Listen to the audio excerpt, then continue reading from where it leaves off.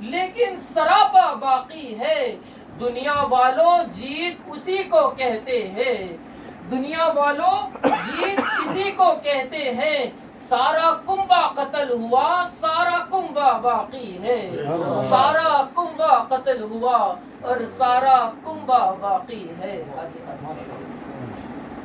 نحمده ونصلي ونسلم على رسوله الكريم اما بعد اعوذ بالله من الشيطان الرجيم بسم الله الرحمن الرحيم يا ايها الذين امنوا اذكروا الله ذكرا كثيرا وسبحوه بكرة وأصيلا صدق الله العظيم. اللهم صل وسلم على نبينا وحبيبنا محمد. الصلاة والسلام عليك يا رسول الله وعلى آلك وأصحابك يا حبيب الله. حاضرین محترم السلام علیکم ورحمۃ اللہ وبرکاتہ. سب سے پہلے میں یہ عرض کرتا جاؤں کہ میں کو خطیب یا مقرر یا کوئی بڑا عالم نہیں ہوں. بس تھوڑا بہت قرآن پاک یاد کرتے ہیں, حدیث پاک یاد کرتے ہیں اور دوستوں تک پہنچا دیتے ہیں. اور صرف حاضری لگانی ہوتی ہے اللہ کے ذکر کی محفل کو سجانے کے لیے. آپ لوگوں کی مہربانی اور شکریہ جو آ جاتے ہیں اس محفل میں ہمارے پاس, ورنہ ہم کس قابل. اللہ پاک آپ کو سلامت رکھے. میں نے آپ حضرات کے سامنے اللہ ذوالجلال کے پاک کلام کی سورہ احزاب کی آیت نمبر 41 اور آیت نمبر 42 کی تلاوت کرنے کا شرف حاصل کیا ہے, جس میں اللہ ذوالجلال ایمان والے لوگوں کو اپنے ذکر کرنے کا حکم فرماتا ہے. اللہ ذوالجلال فرماتا ہے کہ اے لوگو ایمان والو, تم اللہ ذوالجلال کا کثرت سے ذکر کرو, زیادہ سے زیادہ. یعنی نماز تو 5 وقت فرض ہے اور اللہ ذوالجلال کو یاد کرنا ہر وقت فرض ہے. سورہ بنی اسرائیل کی آخری آیات بینات میں اللہ ذوالجلال فرماتا ہے قُلِ ادْعُوا اللَّهَ أَوِ ادْعُوا الرَّحْمَنَ أَيَّمَّا تَدْعُوا فَلَهُ الْأَسْمَاءُ الْحُسْنَى. اے محبوب پاک, تو ان بندوں سے فرما دے اللہ کہہ کر پکارے یا رحمان کہہ کر پکارے.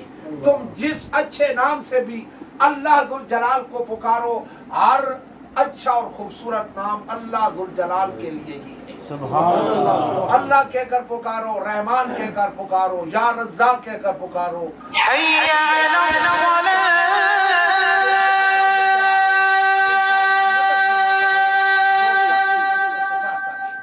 الصلاۃ. حی علی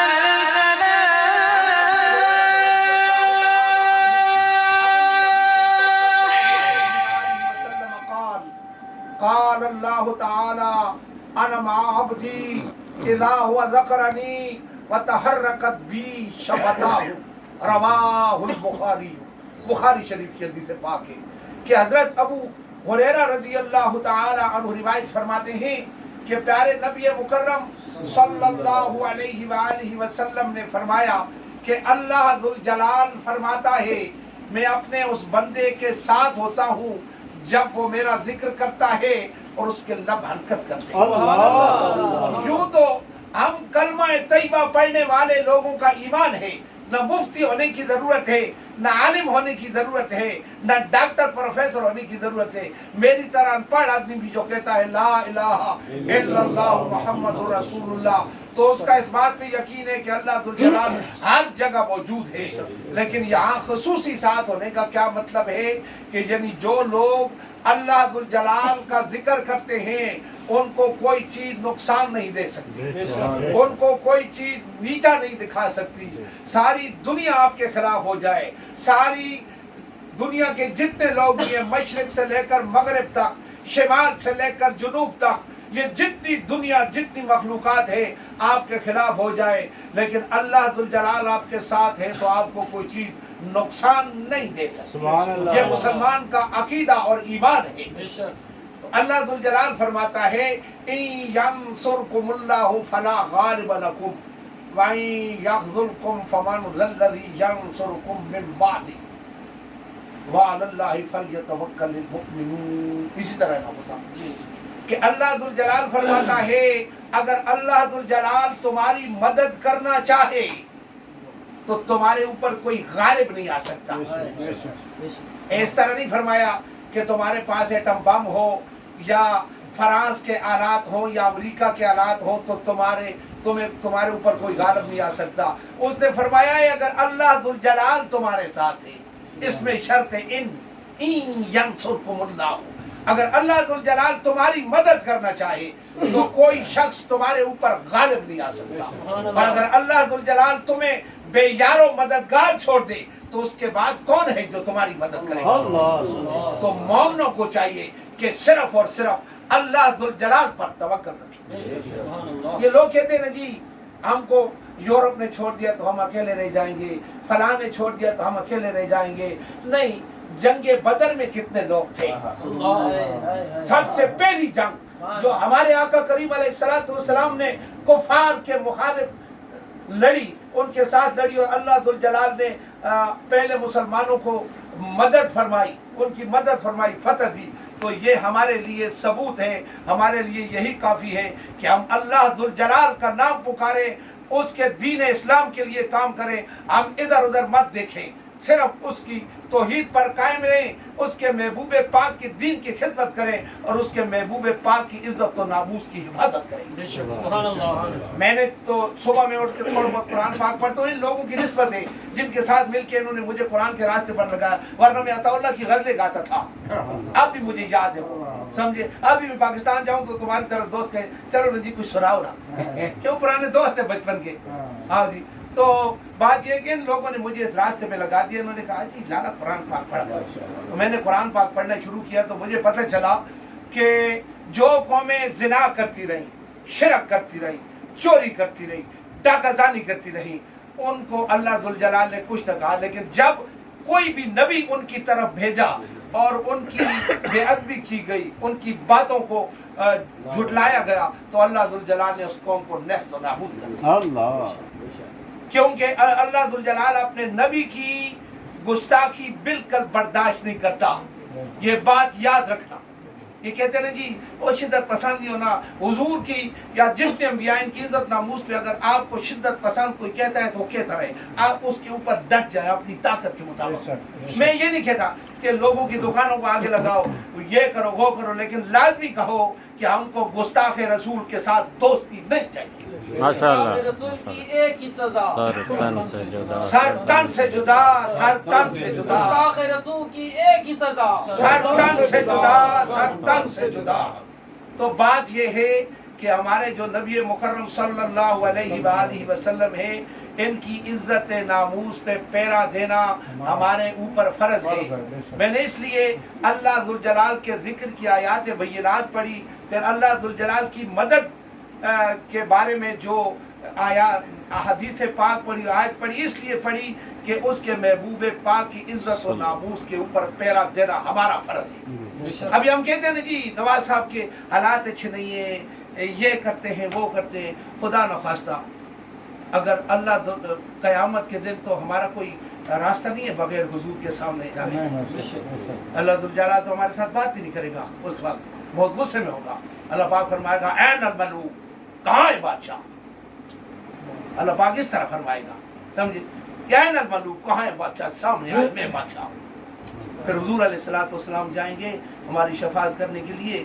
پھر حضور نے اگر یہ کہہ دیا کہ میری جو گستاخ تھے ان کے ساتھ تمہارے تعلقات تھے اور میرے گستاخوں کو تم لوگوں نے بات چھڑا کے بھیج دیا، تم نے کچھ نہیں کیا، آج حالات اچھے نہیں ادھر پیچھے، تو پھر کیا کریں گے؟ مجھے یہ جواب دے دو. کچھ چیز بھی نہیں کر سکتے. آقا کریم علیہ السلام نے یہ جو ہم محفل سجائی ہے، نعتیں پڑھی ہے، اللہ ذوالجلال کا پاک کلام پڑھا ہے، کس نے لا کے دیا؟ آقا کریم علیہ السلام نے لا کے دیا. یہ میلاد النبی کی محفل منانا یہ کوئی ایسی بات نہیں ہے. بات سخت کرتا ہوں میں ذرا، یہ نہیں کہ صرف چاول کھائے، نعتیں پڑھ کے چلے گئے اور سریں لگائی. نہیں، اس کا مطلب یہ ہے کہ آقا کریم علیہ السلام آئے، ہمیں یہ دین دیا، ہمیں یہ قرآن دیا، ہمیں یہ کلمہ طیبہ دیا، ہمیں دوزخ سے نجات دلانے کا ذریعہ لا الہ الا اللہ محمد رسول اللہ بتایا تو ہم اس کی عزت و ناموس کے اوپر پہرا بھی دیں گے. ہمیں یہ عہد کرنا چاہیے. آگے اللہ ذوالجلال فرماتا ہے وَسَبِّحُوهُ بُكْرَةً وَأَصِيلًا، اور تم صبح شام اللہ ذوالجلال کی تسبیح بیان کرو. سبحان اللہ وبحمدہ سبحان اللہ العظیم. اس ذکر کے بارے میں ایک حدیث پاک ہے عن ابی ہریرہ رضی اللہ تعالی عنہ عن النبی صلی اللہ علیہ وآلہ وسلم قال کلمتان خفیفتان علی اللسان ثقیلتان فی المیزان حبیبتان الی الرحمن سبحان اللہ وبحمدہ سبحان اللہ سبحان اللہ ماشاء اللہ ماشاء اللہ. جی کیا بات. لوگ کہتے ہیں جی ہمیں متفق علیہ حدیث چاہیے. بخاری مسلم کی یہ وہ حدیث ہے. حضرت ابو ہریرہ رضی اللہ تعالی عنہ روایت فرماتے ہیں کہ پیارے نبی مکرم صلی اللہ علیہ وآلہ وسلم نے فرمایا کہ دو کلمے ایسے ہیں جو زبان پہ بہت ہلکے ہیں، آسان ہیں پڑھنے میں، اور میزان میں بہت بھاری ہیں، اور اللہ ذوالجلال کو بہت ہی محبوب ہیں. یعنی سبحان اللہ وبحمدہ سبحان اللہ العظیم. یعنی اللہ ذوالجلال کو بہت ہی محبوب ہے. سیکھنے میں آسان ہے. کوئی پڑھا لکھا ان پڑھ نہیں ہے، تھوڑا سا جو آدمی سکھائے اس کے ساتھ دہرائیں تو آ جاتا ہے سبحان اللہ وبحمدہ سبحان اللہ العظیم.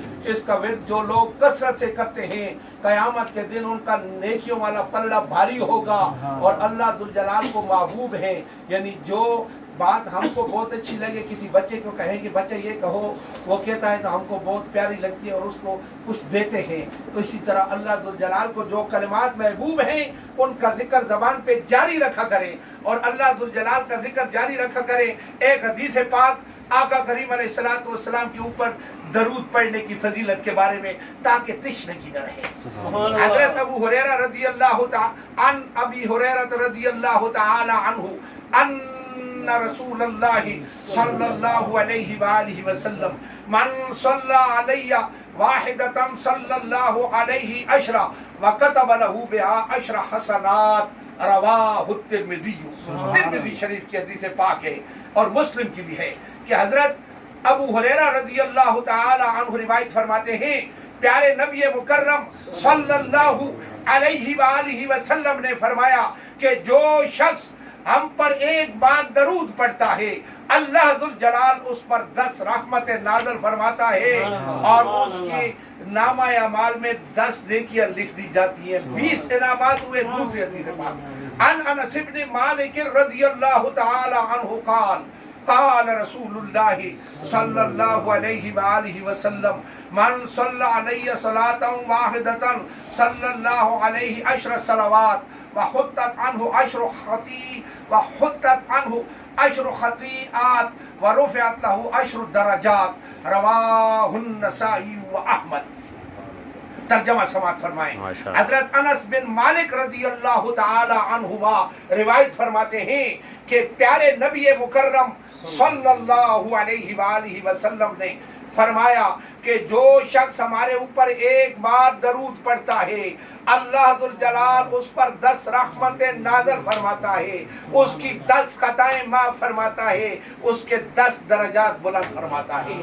پہلی حدیث پاک اور اس کو ملا کے حساب لگائیں تو 10 رحمتیں ملی، 10 نیکیاں ملی اللہ ذوالجلال کی طرف سے، اور 10 خطائیں معاف ہوئیں اور 10 درجات بلند ہوئے. 40 انعامات. یوں تو کوئی ڈاکٹر، کوئی پروفیسر، کوئی عالم ساری عمر بیچارہ اس تحقیق میں گزارتا رہے کہ آقا کریم علیہ الصلوۃ والسلام کے اوپر درود و سلام کے نذرانے پیش کرنے کی فضیلت کتنی ہے تو وہ بیچارہ نہ گن سکے، نہ شمار کر سکے. صرف ہم لوگ حاضری لگاتے ہیں تاکہ قیامت کے دن ہماری بھی حاضری لگ جائے. آپ بھی شاید دیں کہ یہ ایک ان پڑھ آدمی نے ہم کو حدیث پاک سنائی تھی درود پاک کے بارے میں، ہو سکتا ہے ہماری بھی کچھ خلاصی ہو جائے اللہ کے دربار سے، دوزخ سے اللہ کے دربار میں.